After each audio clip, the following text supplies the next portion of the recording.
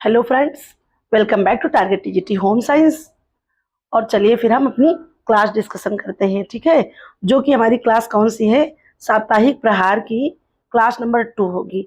और ये home management का टॉपिक आपका, ये होम मैनेजमेंट ब्रांच आपकी चल रही है, ठीक है। और देखिए आज स्वतंत्रता दिवस है, ठीक है। और हम जो है एक मतलब हमारी खुशकिस्मती है कि हम स्वतंत्र भारत में जन्म लिए हैं, है ना। तो हमें किसी भी प्रकार की समस्याओं का सामना नहीं करना पड़ रहा है, वरना आपसे भी और हमसे भी बहुत सी काबिल जो है, सिर्फ यहाँ महिलाओं की ही बात हम कर रहे हैं कि बहुत सी काबिल महिलाएं हुई हैं, लेकिन उनको क्या था, इतने साधन उपलब्ध नहीं थे और अनेक भी चीज़ें थी जो वो नहीं कर पाई, अन्यथा वो बहुत आगे जाती, ठीक है। तो देखिए यहाँ पर हम कुछ लाइनें कह रहे हैं आप लोगों के लिए स्पेशली। इन लाइनों को सुनिए और जोश के साथ अपनी पढ़ाई पर ध्यान दीजिए और कोशिश करिए कि 2025 से 26 तक की जब तक परीक्षा होकर के आप अपना एक सिलेक्शन ले लें, जिसके लिए जद्दोजहद में लगे हुए हैं आप सभी लोग।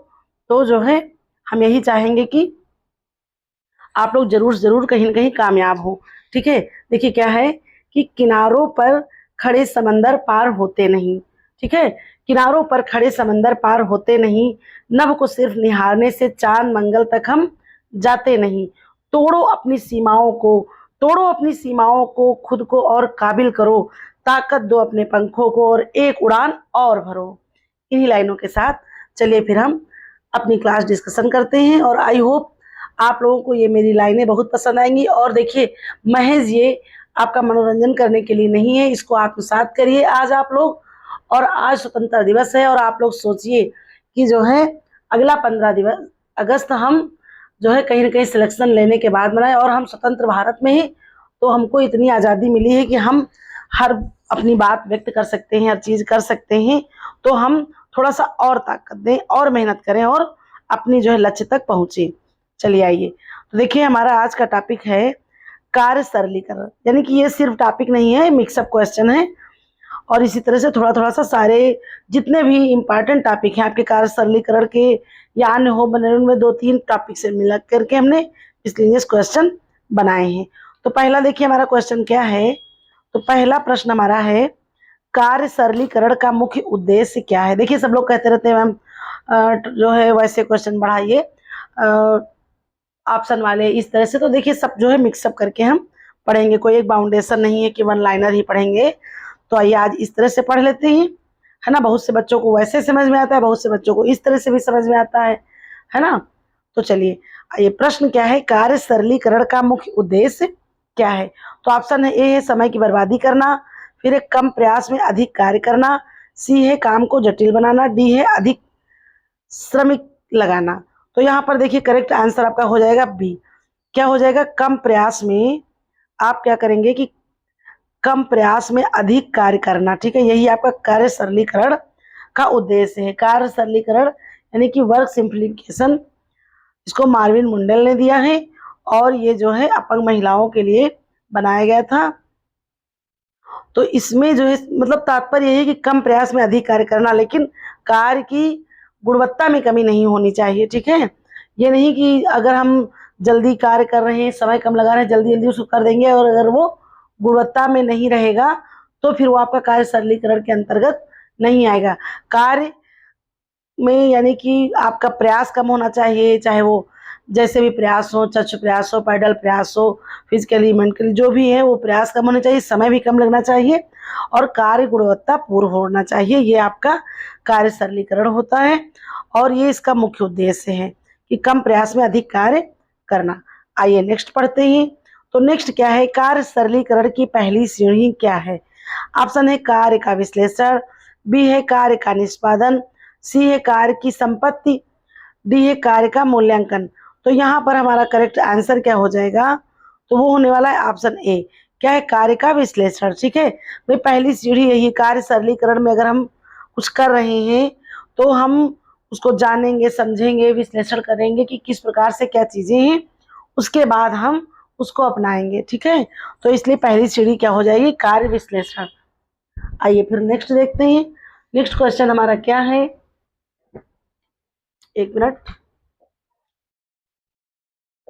बस 1 मिनट का समय दीजिए आप लोग हमें, 1 मिनट नहीं, 1 मिनट बहुत होता है। आइए,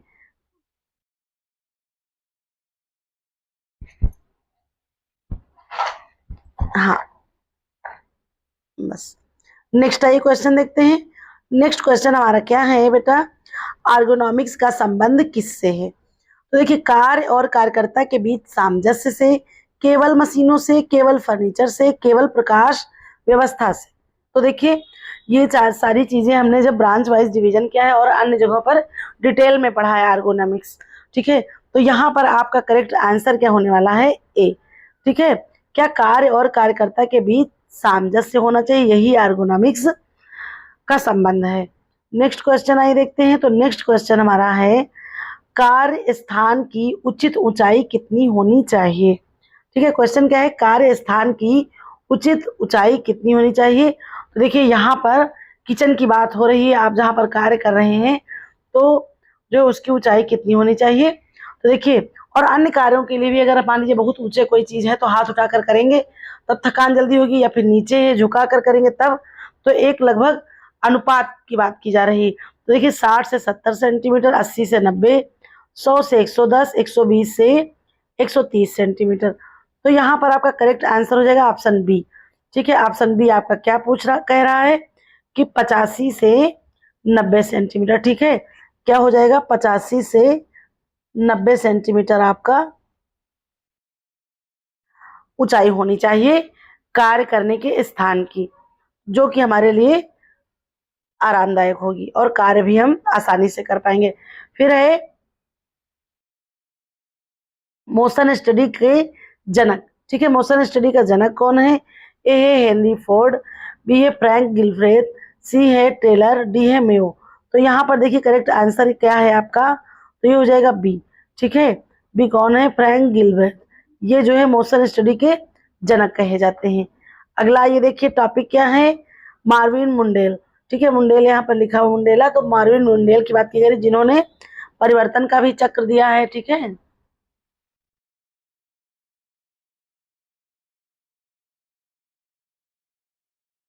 तो देखिए, मुंडेल के परिवर्तन चक्र में कितने चरण होते हैं?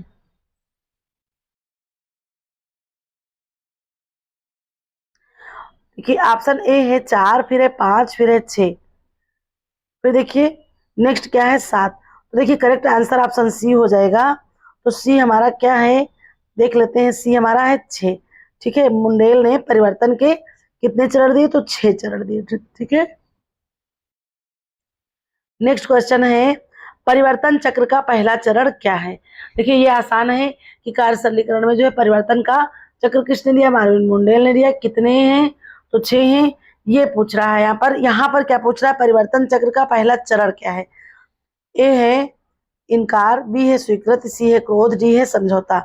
तो करेक्ट आंसर क्या हो जाएगा? ऑप्शन ए हो जाएगा आपका इनकार, ठीक है। क्या आपका आंसर होने वाला है? इनकार। फिर नेक्स्ट आइए देखते हैं। तो नेक्स्ट क्वेश्चन आपका क्या है, परिवर्तन चक्र का अंतिम चरण क्या है? तो देखिए, अवसाद है, परीक्षण है, स्वीकृति है, इनकार है। तो करेक्ट आंसर आपका हो जाएगा सी, स्वीकृत, ठीक है। जब हम शुरुआत करेंगे तो पहला चरण होता है इनकार और अंतिम चरण होता है स्वीकृति, ठीक है। तो करेक्ट आंसर हो जाएगा आपका ऑप्शन सी। नेक्स्ट आइए देखते हैं, एक मिनट,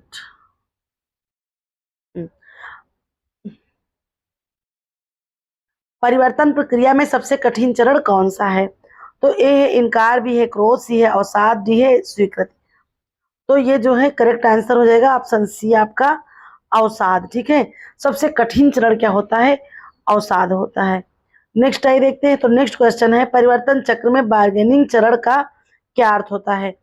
ए है पूर्ण स्वीकृति, बी है शर्तों के साथ स्वीकृति, डी है पूर्ण इंकार, सॉरी सी है पूर्ण इंकार, डी है तटस्थता, ठीक है। तो देखिए, यहाँ पर करेक्ट आंसर आपका क्या हो जाएगा? ऑप्शन बी हो जाएगा, शर्तों के साथ स्वीकृति। यानी कि जब उसमें स्वीकार करते हैं कुछ लोग तो वो बार्गेनिंग चरण करते हैं, यानी कि वो अपनी कुछ शर्तें रख देते हैं, इसके बाद जो है उसको स्वीकार करते हैं। फिर है नेक्स्ट आपका टॉपिक धन व्यवस्थापन, ठीक है। क्या है आपका टॉपिक? धन व्यवस्थापन, यानी कि फाइनेंशियल मैनेजमेंट या मनी मैनेजमेंट। तो देखिए ऑप्शन है पारिवारिक बजट बनाने का मुख्य उद्देश्य क्या है? पैसा बचाना, आय और व्यय में संतुलन, अधिक खर्च करना, निवेश करना। तो करेक्ट आंसर हो जाएगा आपका क्या? तो ये आपका हो जाएगा आय और व्यय में संतुलन। ठीक है, ये बजट का मुख्य उद्देश्य है। नेक्स्ट क्वेश्चन है आपका, आपातकालीन फंड कुल आय का कितना प्रतिशत होना चाहिए? ठीक है, आपातकालीन जो फंड है वो कुल आय का कितना प्रतिशत होना चाहिए? ऑप्शन है 5 से 10%, 10 से 15, 15 से 20, 20 से 25%। तो यहाँ पे देखिए आपका करेक्ट आंसर क्या हो जाएगा? Option B. ठीक है, 10 से 15%। नेक्स्ट क्वेश्चन आपका है, बचत खाता किस प्रकार का निवेश है? उच्च जोखिम, मध्यम जोखिम, कम जोखिम, बिना जोखिम। करेक्ट आंसर सी हो जाएगा, कम जोखिम। कम जोखिम जो है बचत खाता एक प्रकार है निवेश का, इसमें जोखिम बहुत कम होते हैं।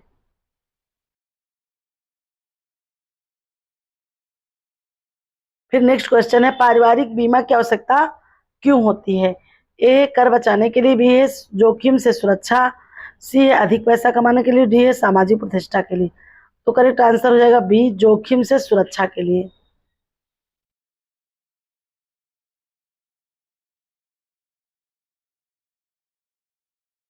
नेक्स्ट क्वेश्चन है, एसआईपी का पूरा नाम क्या है?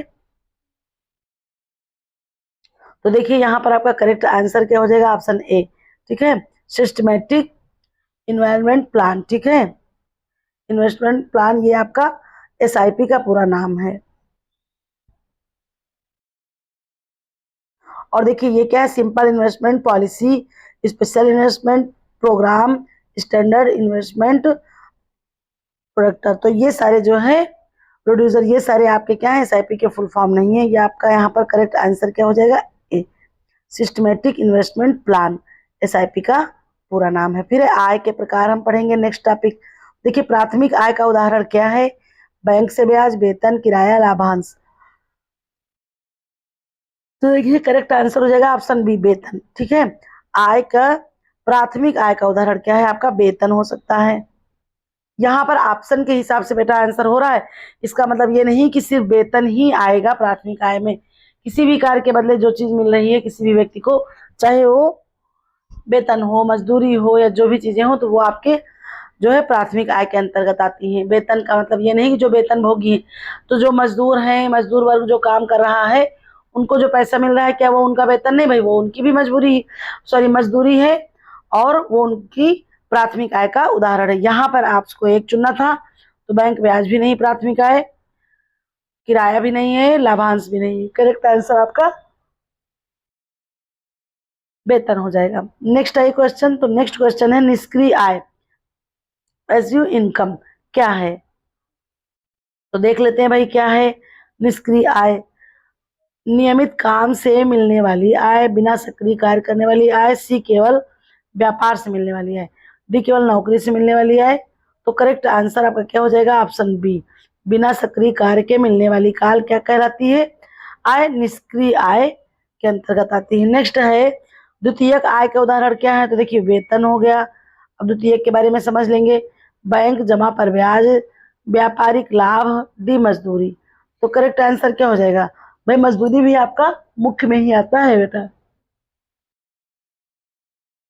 नेक्स्ट आपका हो जाएगा आंसर बी। ठीक है, बैंक जमा पर ब्याज, ये आपका द्वितीय उदाहरण आ जाएगा। नेक्स्ट है, नगद आय और वस्तु आय में क्या अंतर है? कोई अंतर नहीं, नगद में पैसा, वस्तु में सामान मिलता है, दोनों समान, केवल मात्रा का अंतर। तो करेक्ट आंसर क्या हो जाएगा आपका? बी, नगद में पैसा, वस्तु में सामान मिलता है। ठीक है,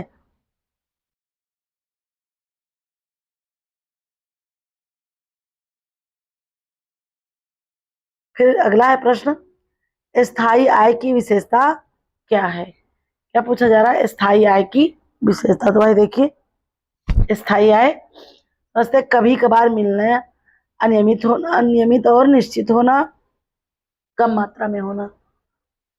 तो यहाँ पर देखिए करेक्ट आंसर ऑप्शन सी हो जाएगा, नियमित और निश्चित होना, ये स्थायी आय की विशेषता है, क्योंकि वो नियमित और निश्चित है तो वो आपकी स्थायी है।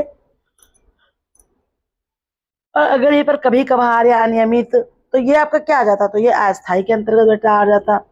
नेक्स्ट हमारा टॉपिक हो जाएगा समय व्यवस्थापन यानी कि टाइम मैनेजमेंट।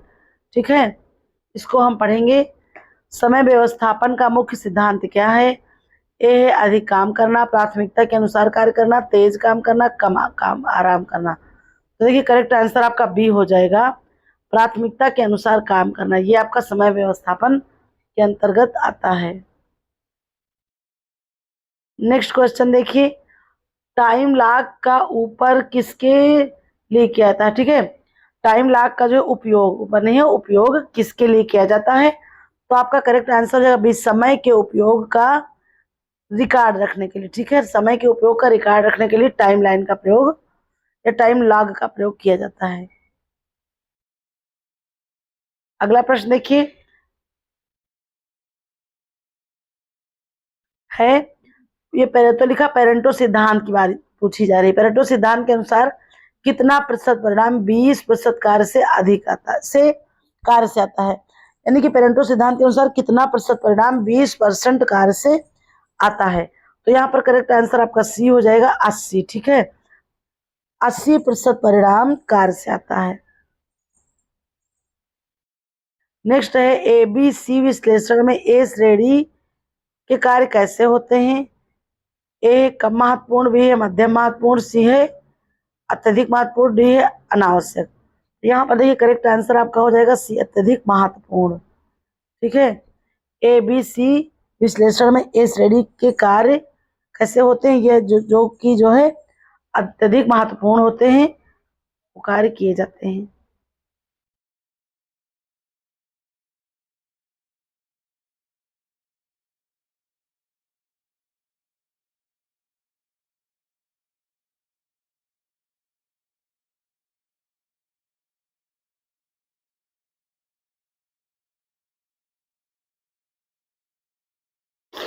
आइए अगला प्रश्न पढ़ते हैं। तो क्या था इसका आंसर? सी, 80%। ठीक है, पेरेटो सिद्धांत के अनुसार कितनी प्रतिशत परिणाम 20% कार्य से आते हैं? तो करेक्ट आंसर सी हो जाएगा, 80% से। फिर है अगला प्रश्न,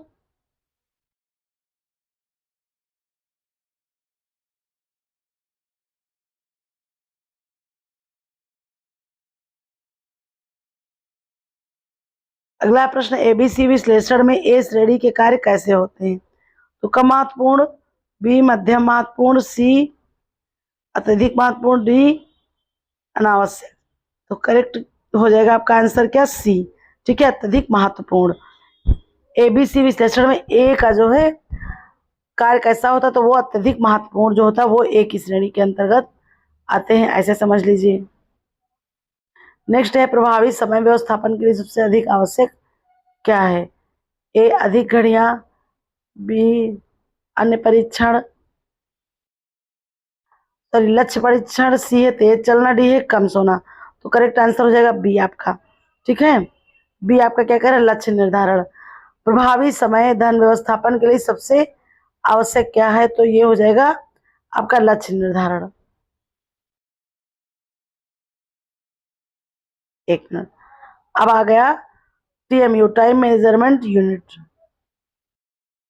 इससे भी कुछ चीजें इंपॉर्टेंट हैं बहुत, उनको देख लेंगे। ठीक है, टीएमयू का पूरा नाम क्या है?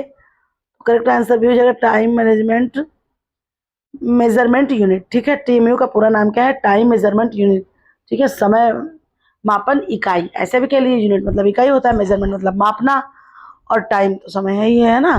तो टाइम मेजरमेंट यूनिट ये आपका टीएमयू का पूरा नाम है या फुल फॉर्म कह लीजिए बेटा। नेक्स्ट क्वेश्चन है, एक टीयू में कितने सेकंड के बराबर होता है? ऑप्शन है 0.000001 सेकंड, बी है 0.0001 सेकंड, सी है 0.001 सेकंड, डी है 0.036 सेकंड। तो करेक्ट आंसर आपका ए हो जाएगा 0.00001 सेकंड। ठीक है, ये एक टीएमयू इतने सेकंड के बराबर होता है। फिर नेक्स्ट देखिए, टीएमयू का उपयोग किस अध्ययन में किया जाता है? तो केवल समय अध्ययन में, केवल गति अध्ययन में, पूर्व निर्धारित एवं जो है गति अध्ययन में फिर है केवल कार्य अध्ययन में। तो करेक्ट आंसर हो जाएगा आपका ऑप्शन सी। ठीक है, पूर्व निर्धारित गति समय अध्ययन में जो है हम क्या करते हैं, तो टीएमयू का उपयोग करते हैं। फिर है, एक मिनट,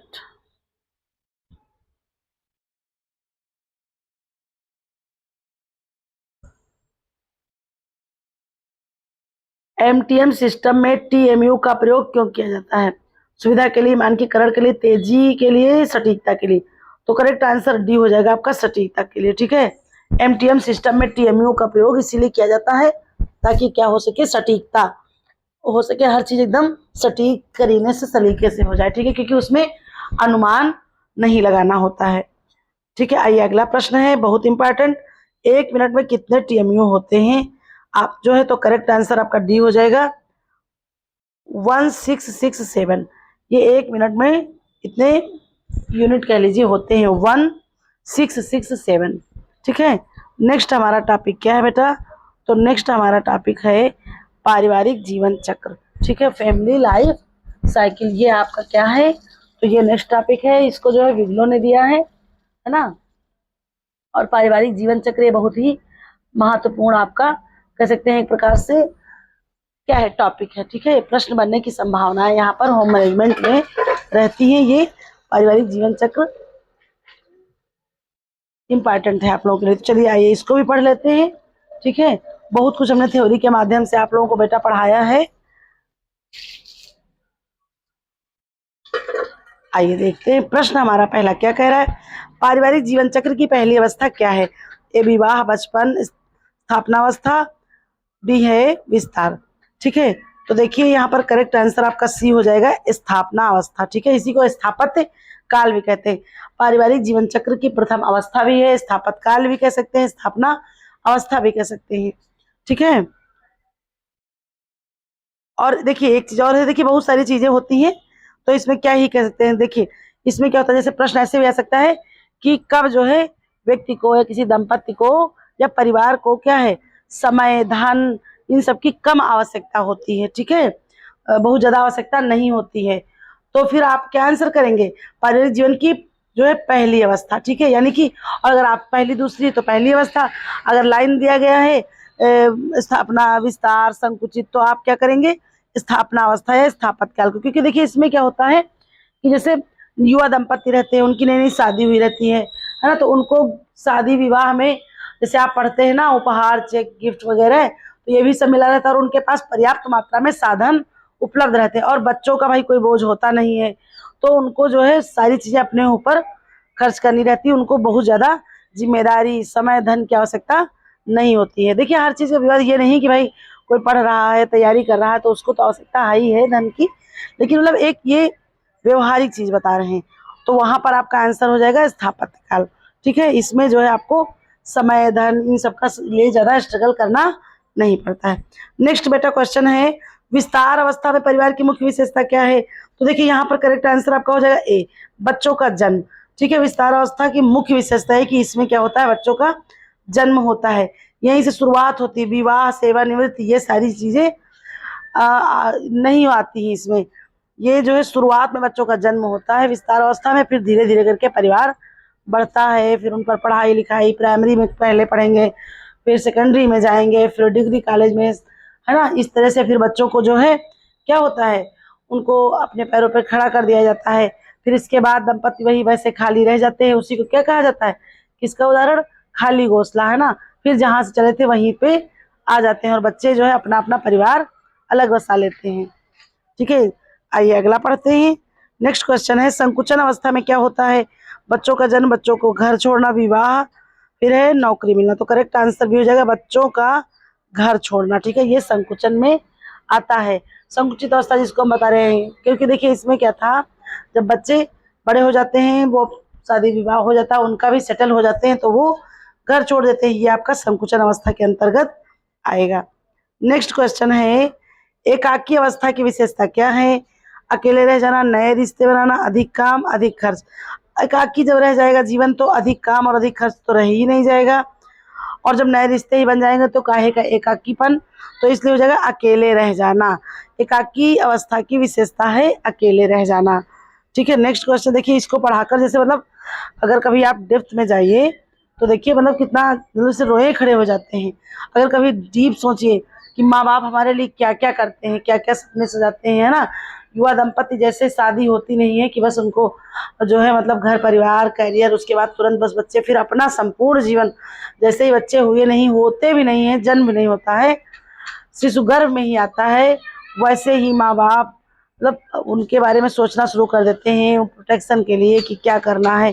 और संपूर्ण जीवन माँ बाप अपने 4 से 6 बच्चों को, जो 4-5 बच्चों को, अभी तक तो अब तो मान लीजिए कम बच्चे रहते हैं पहले के ज़माने में, और वो प्रेम से निस्वार्थ से जैसी उनकी स्थिति होती थी उससे थोड़ा ज़्यादा ही वो उनको खिला पिला पहना देते थे।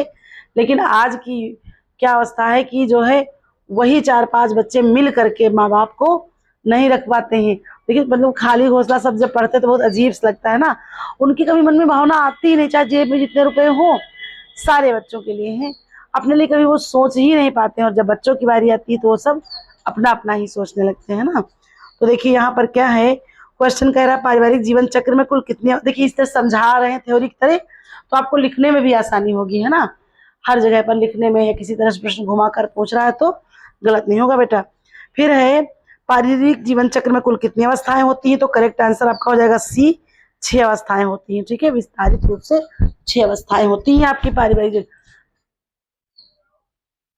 फिर आइए देखिए विग्लो ने क्या बताया, विग्लो की अवधारणा को देखते हैं इसी में। विग्लो ने किस क्षेत्र में योगदान दिया, तो करेक्ट आंसर बी हो जाएगा, घरेलू प्रबंधन में। ठीक है, घरेलू प्रबंधन में विग्लो ने योगदान दिया। फिर देखिए क्वेश्चन क्या है, विग्लो के अनुसार गृह प्रबंधन का मुख्य उद्देश्य क्या है।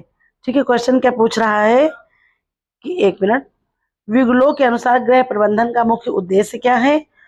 देखिए आपके पास ऑप्शन क्या हो जाएगा, पैसा बचाना, समय बचाना, पारिवारिक लक्ष्यों की प्राप्ति, अधिक काम करना।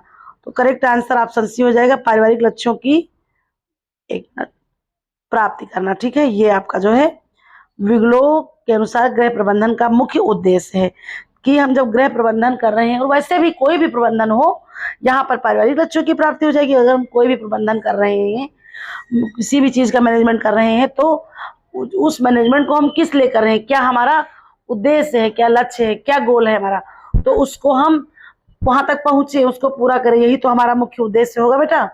ठीक है, नेक्स्ट एक क्वेश्चन देखते हैं, विग्लो की प्रबंधन प्रक्रिया में कितने चरण होते हैं। देखिए करेक्ट आंसर आपका सी जाएगा, 5। ठीक है, यानी कि 5 चरण होते हैं। विग्लो की प्रबंधन प्रक्रिया में 5 चरण होते हैं। अगला प्रश्न है, नियोजन चरण में क्या किया जाता है। तो देखिए कार्य निष्पादन, लक्ष्य निर्धारण और योजना बनाना, परिणामों का मूल्यांकन, संसाधनों का वितरण। तो करेक्ट आंसर हो जाएगा आपका बी। ठीक है, लक्ष्य निर्धारण और कार्य और योजना बनाना। ठीक है, कार्य योजना नहीं, लक्ष्य निर्धारण और योजना बनाना। ठीक है, ये नियोजन चरण में किया जाता है। नेक्स्ट है आपका नियंत्रण चरण का उद्देश्य क्या है। तो देखिए योजना बनाना, कार्य करना, प्रगति की निगरानी करना, डी परिणाम देखना। तो करेक्ट आंसर आपका हो जाएगा सी। ठीक है, प्रगति की निगरानी करना, यानी कि जब हम किसी भी चीज का नियंत्रण करते हैं, ठीक है, जैसे नियंत्रण चरण, जैसे आयोजन, नियोजन, मूल्यांकन आता है कि नहीं आता, तो उसमें नियंत्रण चरण का उद्देश्य क्या है, जब हम किसी भी चीज पर नियंत्रण किए हुए हैं, लगातार निगरानी बनाए हुए हैं कि कार्य हो रहा है, किस स्तर से हो रहा है, कितनी प्रगति हो रही है। वहां पर कार्य पूर्ण नहीं हुआ होता है, पूर्ण तो होता है मूल्यांकन के समय में, है ना, जब पूर्ण हो जाता है या बीच में थोड़ा सा मूल्यांकन होता है। लेकिन नियंत्रण का तात्पर्य है कि निगरानी करना, प्रगति की निगरानी करना कि कार्य अच्छे से हो रहा है कि नहीं हो रहा है। पता अगर नियंत्रण ही नहीं, बेसिर पैर का हाथ पैर मारे जा रहे हैं, पता लगा कि कहीं पर प्रगति भी नहीं हो रही, कार्य आगे बढ़ ही नहीं रहा है, तो इसलिए नियंत्रण बहुत जरूरी है, कंट्रोलर बहुत जरूरी है। नेक्स्ट आई क्वेश्चन देखते हैं। अगले क्वेश्चन हमारे मिक्सअप है। ठीक है, कुछ जो है थोड़ा सा मिक्सअप क्वेश्चन है, आइए देखते हैं। घरेलू कार्यों में ऊर्जा की बचत के लिए क्या करना चाहिए। तो देखिए क्या है भाई, तेज काम करना, उचित उपकरणों का प्रयोग, अधिक लोगों को लगाना, फिर है रात में काम करना। देखिए करेक्ट आंसर आपका बी हो जाएगा, और बी में है क्या, तो देख लीजिए भाई, उचित उपकरणों का प्रयोग करना। ठीक है, जब हम कार्य जो है ऊर्जा की बचत इस तरह होगी, जब हम अच्छे उपकरणों का प्रयोग करेंगे उचित ढंग से, तब हम कार्य में अपनी ऊर्जा को बचा सकेंगे। नेक्स्ट आपका है, 1 मिनट, ये क्वेश्चन रह ही गया था अभी, कितना खिसक गया भाई।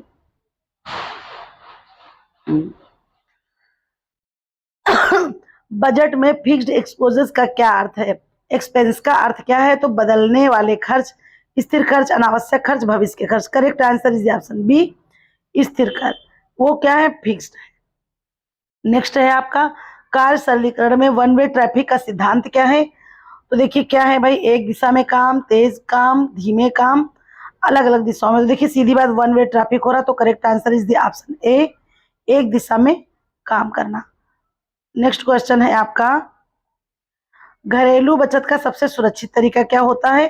करेक्ट आंसर हो जाएगा आपका ऑप्शन बी, बैंक में सावधि जमा। सावधि का मतलब होता है एक निश्चित अवधि के लिए हम क्या करते हैं, पैसे को अपने जमा करते हैं। तो ये आपका सब मतलब घरेलू बचत, ठीक है, बात यहाँ घरेलू की हो रही, संपूर्णता को नहीं लेंगे। घरेलू बचत का सबसे ज्यादा यही आसान तरीका है। नेक्स्ट क्वेश्चन है आपका, समय डायरी रखने का फायदा क्या होता है? ऑप्शन है, समय की बर्बादी पता चलती है, अधिक काम मिलता है, तेजी से काम होता है, आराम का समय मिलता है। तो देखिए अधिक काम कर लेंगे, तेजी से काम होगा, आराम का समय भी मिलेगा। कब? जब हम समय की बर्बादी को पता लगा लेंगे, तो समय डायरी रखेंगे। तो यहाँ पर सटीक आंसर आपका यही हो जाएगा, समय की बर्बादी का पता चलेगा, और जब पता चलेगा तो हम अन्य चीजें अपने आप ही सुधार लेंगे। तो इसलिए यहाँ पर सटीक आंसर आपका ऑप्शन ए हो जाएगा। नेक्स्ट क्वेश्चन है, पारिवारिक संघर्ष के समय कौन सा चरण सबसे पहले आता है? तो करेक्ट आंसर अभी ऊपर अपने प्रोसेस को पढ़ा भी था, आंसर हो जाएगा बी, इनकार। ठीक है, यहाँ पर जब पारिवारिक संघर्ष में जब किसी चीज को स्वीकार किया जाता है, उसमें भी इनकार ही सबसे पहला चरण होता है। नेक्स्ट है, गृहिणी के लिए सबसे बड़ी चुनौती क्या है? ऑप्शन से हो जाएगा काम की अधिकता। ठीक है, देखिए पैसों की कमी, समय का अभाव, ये सारी चीजें चुनौती थोड़ा कम होती हैं। परिवार का असहयोग, ये भी नहीं होगा। तो करेक्ट आंसर हो जाएगा काम की अधिकता। ठीक है, गृहिणी के लिए सबसे ज्यादा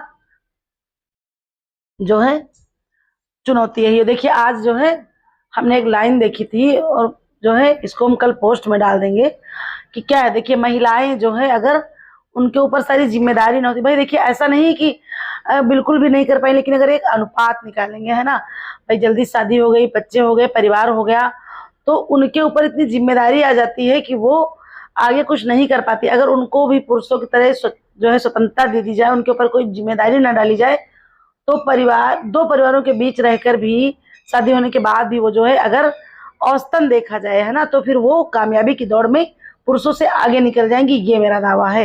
लेकिन उनके ऊपर जिम्मेदारियां, परिवार, बच्चे, इन सबका बोझ बहुत होता है। अगला प्रश्न है, निवेश करते समय सबसे महत्वपूर्ण बात क्या है? तो करेक्ट आंसर जोखिम और लाभ का संतुलन। ठीक है, ये आपका करेक्ट आंसर हो जाएगा। निवेश करते समय महत्वपूर्ण बात क्या है? जोखिम और लाभ का संतुलन। अगला प्रश्न आपका क्या है, कार्य स्थान पर प्रकाश कैसा होना चाहिए?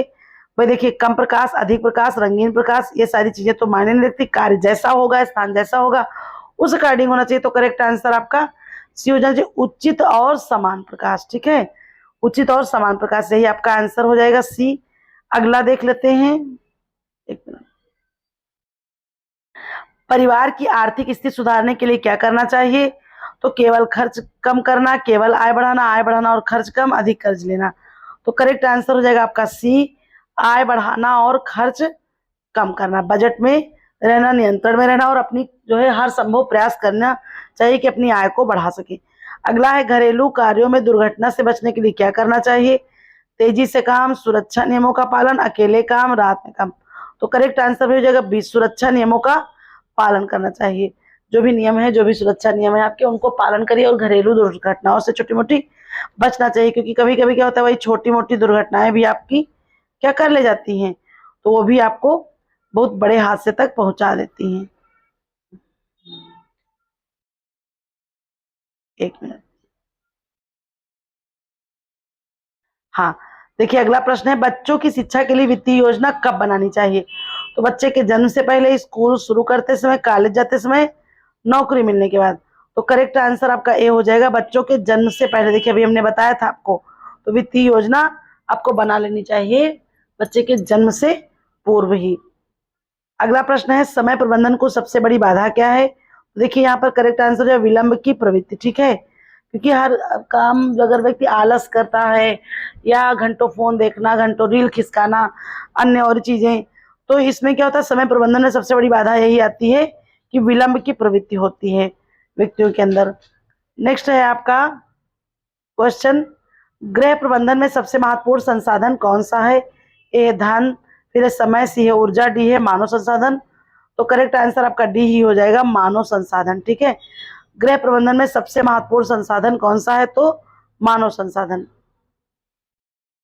अगला पढ़ेंगे, पारिवारिक बजट में आपातकाल के लिए कितना प्रतिशत रखना चाहिए? ए है 5%, 10%, 15%, 20%।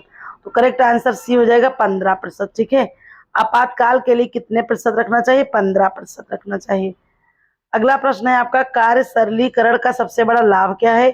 तो करेक्ट आंसर बी हो जाएगा, समय और ऊर्जा की बचत। ठीक है, ये कार्य सरलीकरण का सबसे बड़ा लाभ है कि समय और ऊर्जा की बचत हो जाती है। अगला प्रश्न है, घरेलू उत्पादन की गुणवत्ता बढ़ाने के लिए क्या करना चाहिए? ए अधिक मशीनें लगाना, बी है मानकीकरण और गुणवत्ता नियंत्रण, सी है तेजी से काम, डी है डी कम लागत में काम। तो करेक्ट आंसर आपका क्या हो जाएगा? तो वो होने वाला है बी मानकीकरण और गुणवत्ता नियंत्रण। ठीक है, घरेलू उत्पादन की गुणवत्ता बढ़ाने के लिए हम यही करेंगे, एक मानक रखेंगे और गुणवत्ता पर भी नियंत्रण रखेंगे। अगला प्रश्न आपका क्या है, पारिवारिक जीवन चक्र में सबसे कठिन अवस्था कौन सी होती है? ठीक है, ए स्थापना, फिर है विस्तार, फिर है संकोचन, फिर है एकाकी। तो करेक्ट आंसर आपका क्या हो जाएगा? बी हो जाएगा। ठीक है, विस्तार। क्योंकि इसमें क्या होता है, बच्चों का जन्म होता है और उसके बाद ही उनके पास अनेक प्रकार की जो है जिम्मेदारियां आ जाती हैं बेटा। ठीक है, अनेक प्रकार की जिम्मेदारियां आ जाती हैं और जो है सबसे कठिन अवस्था यही होती है। ठीक है, जैसे कि आप जब क्या पढ़ते हैं, जब आप पढ़ते हैं क्या, बाल विकास, तो उसमें पढ़ते हैं ना कि विकास की अवस्था में सबसे ज्यादा समस्यात्मक अवस्था, तूफान की, संघर्ष की अवस्था कौन सी होती है? तो वो किशोरावस्था होती है। एडोलसेंस की जो है स्टेज सबसे ज्यादा होती, तूफान, संघर्ष, तनाव की अवस्था स्टेनले हाल ने ये कहा भी है। तो उसी तरह जीवन चक्र में सबसे कठिन अवस्था विस्तार की अवस्था। नेक्स्ट है, घरेलू कार्यों में तनाव कम करने के लिए क्या करना चाहिए? तो ऑप्शन ए हो जाएगा आपका, अधिक काम, कार्य का उचित वितरण, सी है तेजी से काम, डी है अकेले काम। तो करेक्ट आंसर बी हो जाएगा, कार्य का उचित वितरण। ठीक है, घरेलू कार्य में जैसे हम जितने भी लोग हैं उनका सहयोग लें, लेकिन सहयोग में क्या है, कार्यों का उचित वितरण। कोई बहुत बूढ़े हैं, उनको ज्यादा फिजिकली वर्क दे दिया तो वो नहीं होगा। तो जो जैसा जो कार्य कर सकता है उसके अकॉर्डिंग क्या करना है, कार्यों का उचित वितरण कर देना है। इससे क्या होगा, घरेलू कार्यों में तनाव कम किया जा सकता है। फिर अगला है प्रश्न, सफल गृह प्रबंधन के लिए सबसे आवश्यक गुण क्या है? धैर्य, नियोजन क्षमता, तेजी, कड़ी मेहनत। तो ऑप्शन बी आपका हो जाएगा नियोजन क्षमता। देखिए, कड़ी मेहनत, तेजी लाना और धैर्य, ये सारी चीजें एक जो है सफल गृह प्रबंधन के लिए बहुत ही ज्यादा आवश्यक है। लेकिन जब एक यहाँ पर चुनना है तो नियोजन की क्षमता ये सबसे आपका बेस्ट ऑप्शन होगा। और जब वो नियोजन की क्षमता होगी तो वो हर चीजें उसके इर्द गिर्द की स्वतः कर लेगा। ठीक है, इसलिए करेक्ट आंसर बी हो जाएगा, नियोजन क्षमता। तो चलिए देखिए, इस तरह से हमने जो है आज पूरे 60 प्रश्न हल किए। ठीक है, पढ़ लिए हैं। साप्ताहिक प्रहार की होम मैनेजमेंट की क्लास नंबर 2 है। तो सभी लोग जो है भाई इसको देखिएगा और क्या करिएगा, लाइक कमेंट कर दीजिएगा और शेयर कर दीजिएगा क्लास को। ठीक है, और बताइएगा अगर अभी जो है जब भी अगर आपको अपलोड मिलती है क्लास तो आप लोग जरूर देख लिया करिए, एक बार दूसरे दिन तक की बेटा देख लिया करिए और जो है थोड़ा सा कमेंट कर दिया करिए, क्योंकि अभी ये तो लाइव क्लास हो नहीं रही है तो इसलिए थोड़ा सा कमेंट कर दीजिए, तो आपके जो सुझाव होंगे उनको हम रखेंगे। ठीक है, चलिए फिर बहुत बहुत धन्यवाद, मिलते हैं फिर नेक्स्ट क्लास में।